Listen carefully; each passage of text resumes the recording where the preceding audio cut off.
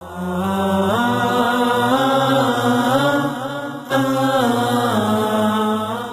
اور بدقسمت لوگ۔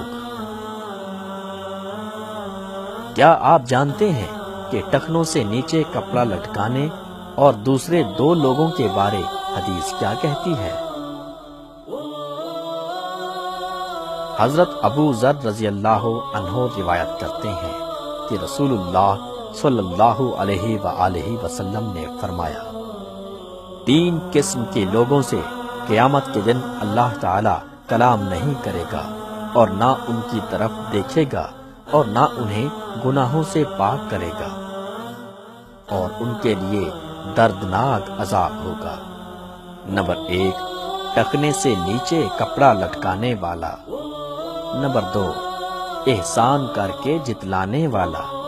اور نمبر 3، جھوٹی قسم اٹھا کر سامان بیچنے والا۔